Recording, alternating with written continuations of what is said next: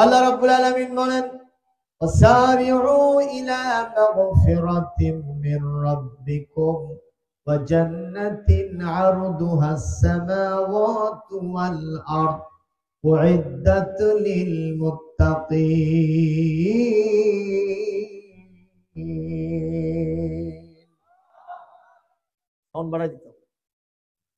আল্লাহ রাব্বুল আলামিন সূরা আলে ইমরানের 133 নম্বর আয়াতের ভিতরে বলেন তোমরা দ্রুত অগ্রসর হও, তোমরা পরস্পর দ্রুতগামী হও সেই দিকে যেদিকে আল্লাহর ক্ষমা এবং জান্নাত রয়েছে।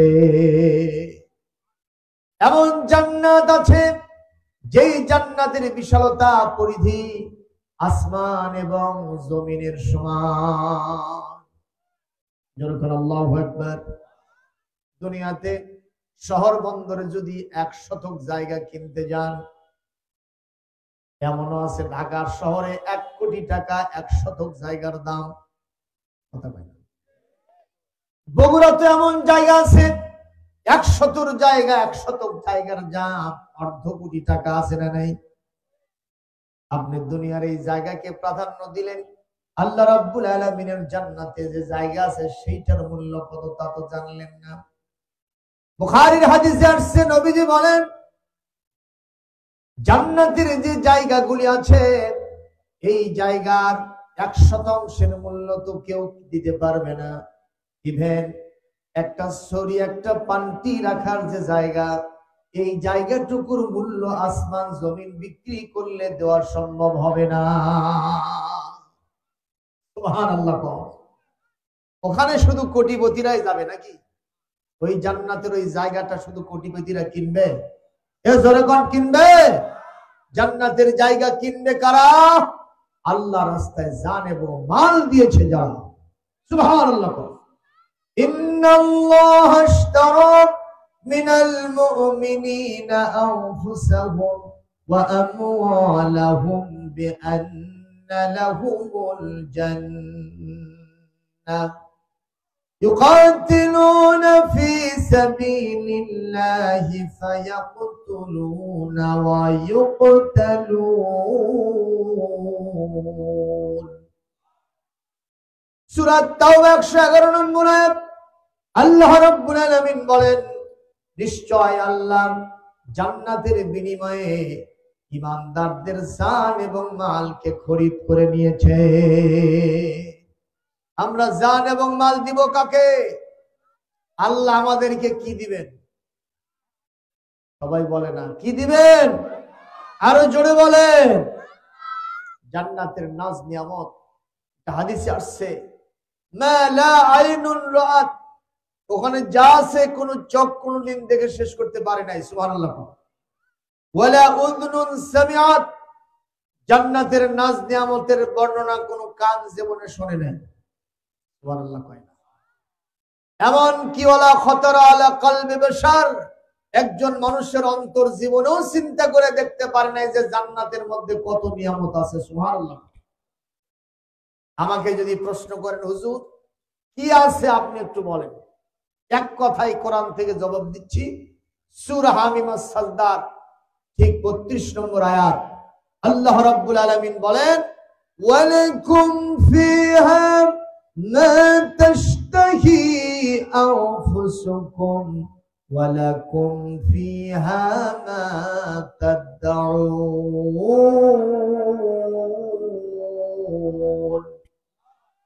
আল্লাহ রাব্বুল আলামিন বলেন তুমি যা চাইবা যা দাবি করবা আল্লাহর জান্নাতের মধ্যে তা আল্লাহ তোমার জন্য রেখে দিয়েছে। সুবহানাল্লাহ। এই কথাটা শুনে একজন বলতেছে হুজুর জান্নাতের মধ্যে কি হোকা পাওয়া যাবে? কি খাবে ও? হোকা। তো হুজুর জিজ্ঞেস করলো যে এত ভালো ভালো জিনিস থাকতে তোমার হোকার প্রতি আকর্ষণ কেন? হোকার প্রতি মন চোখা গেছে কে? বলতেছে দাদাকে দেখতাম পাইপ দিয়ে টানতো, কি মজা, জান্নাতের মধ্যে কি পাওয়া যাবে? হুজুর জবাব দিয়েছেন ওয়ালাকুম ফিহা মা তাশতাহি আনফুসুকুম ওয়ালাকুম ফিহা মা তাদউনের ভিতরে তোমার হোকা নামের সোকা জিনিসটাও আছে। সুবহানাল্লাহ। তবে একটা কথা ঠিক, এত ভালো ভালো খাবার থাকতে, এত ভালো ভালো নাজ নিয়ামত থাকতে এই পচা জিনিসের দিকে তোমার দৃষ্টি আকৃষ্ট হবে না। ঠিক না ঠিক? আরো জোরে বলুন ঠিক কিনা? আপনারা কি হোকা খাইতে চান নাকি? জান্নাতে বিড়ি খাইতে চান? ইয়াবা বাবা চাচা এগুলো চান? তবে জান্নাতের মধ্যে মদ থাকবে, শরাব থাকবে, খামর থাকবে। সুবহানাল্লাহ। থাকবে কিনা? মাসালুল জান্নাতিল্লাতী উইদাল মুত্তাকুন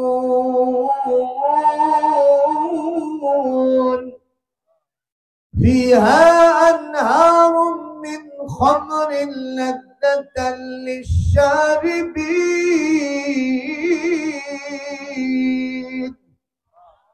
জান্নাতের ভিতরে এমন শরাব, এমন মদ, এমন খামর থাকবে যা খাইলে মানুষের মস্তিষ্ক সুস্থ হয়ে যাবে।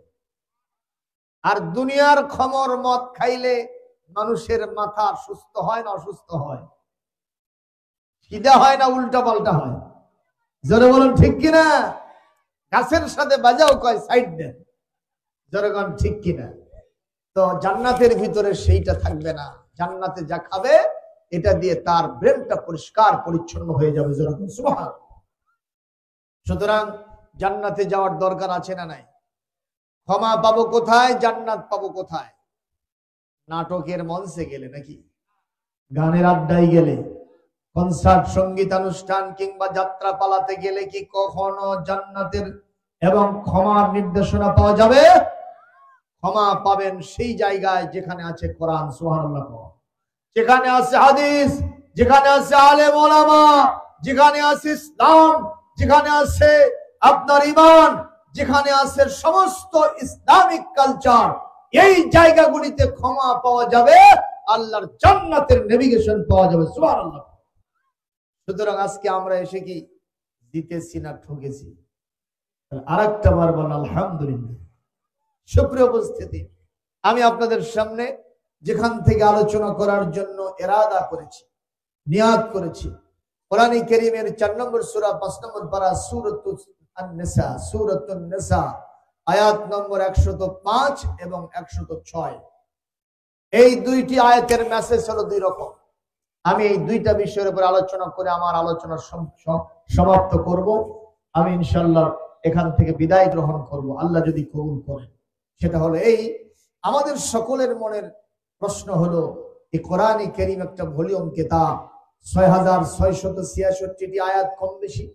এই কোরআনের ভিতরে ৮৬,০০০-এর উপরে শব্দ সংখ্যা, ৫৫৪টি রুকু, এখানে আছে ১১৪টি সূরা, অন্তত ৩০ খান পারা। জোরেগণ ঠিক না বেঠিক? এই ভলিউম কিতাব কি শুধু তাবিজ তোমার করার জন্য এসেছে? এটা কি শুধু ঝাড়ফুঁক করার জন্য এসেছে? এটা কি শুধু জিন ভূত তাড়ানোর জন্য এসেছে? এটা হাফেজের মাথায় শুধু কাগজের পাতায় থাকার জন্য এসেছে? নাকি এটা দিয়ে শুধু সবিনা খতম হবে? নাকি এটা দিয়ে শুধু তারাবির জামাতে খতম কোরআন হবে? নাকি শুধু নামাজ পড়া হবে? না কি কারণে কোরআন আসলো? আমরা এই প্রশ্নের ভিতরে অনেক সময় হাবুডুবু খাই, কিন্তু জবাব অনেক সময় আসে না। আজকে আমাদের এই সোয়ালে মুকাদ্দার, এই উচ্চ প্রশ্নের জবাব আল্লাহ পাক 105 সূরা আন-নিসার 105 নম্বর আয়াত দিয়ে দিয়েছেন। সুবহানাল্লাহ। আপনাদের কষ্ট হচ্ছে নাকি? কষ্ট হোক আর না হোক কোনো বিষয় নয়। বজলু হুজুর না আসা পর্যন্ত এই হুজুর চেঁচামেচি করবে, তাতে যা আছে কপালে হবে কাল সকালে আর বিকেলে। কতক্ষণ ঠিক কিনা? আপনাদের অনেকে এমন ভাবে বসে আছে, চেহারা দেখলে মনে হয় আপনার সাথে আমার 50 বছর ধরে একটা মামলা চলতেছে, অথবা আপনি আমার থেকে 1 লাখ টাকা পাবেন। এরকম কোন ব্যাপার আছে নাকি রে? আছে আপনাদের সাথে? কারোর সাথে আছে? তাহলে একটু খুশির সাথে বলো আল্লাহু আকবার। আর জোরে আল্লাহু আকবার। আলোচনা হচ্ছে কোন কিতাব থেকে? মহাগ্রন্থ আল কোরআন থেকে। কোরআনের মজলিসে যদি কেউ বেজার হয়ে থাকে, আল্লাহর সিসিটিভিতে তার চেহারা কি হাস্যোজ্জ্বল লাগবে? ওই বেজার অবস্থায় লাগবে। আল্লাহ বলবেন, কে রে ফেরেশতারা, ওরা ওইভাবে বেজার হয়ে বসে আছে কেন? ভাবখানা দেখে মনে হয় গানের আড্ডা গেলে বোধহয় খুশি হলো নি, কি ঠিক না ঠিক? সুতরাং কোরআনের মাহফিলে সবাই খুশি আছেন তো? আরো জোরে বলেন আলহামদুলিল্লাহ। ও মুসলমান দাঁড়াও তুমি, সাথে নিয়ে যাও কোরআন খানি। ও মুসলমান দাঁড়াও তুমি, সাথে নিয়ে যাও কোরআন খানি। ঘোরা ধারের বিপদ ছাড়িতে, ঘোরা ধারের বিপদ ছাড়িতে, পথ চলিতে কি পারবে তুমি? ও মুসলমান দাঁড়াও তুমি, সাথে নিয়ে যাও কোরআন খানি। পৃথিবীটা আজ শুধু হাহাকার, আলো নেই কোথাও, আজ শুধুই আধার, ঠিক কিনা? পৃথিবীটা আজ শুধু হাহাকার, আলো নেই কোথাও, আজ শুধুই আধার। কোরআনে দিতে পারে আলোর দিশা, কোরআনে দিতে পারে আলোর দিশা, থাকুক সেথায় যত অন্ধকারী, সাথে নিয়ে যাও কোরআন খানি। ও মুসলমান দাঁড়াও তুমি, সাথে নিয়ে যাও কোরআন খানি।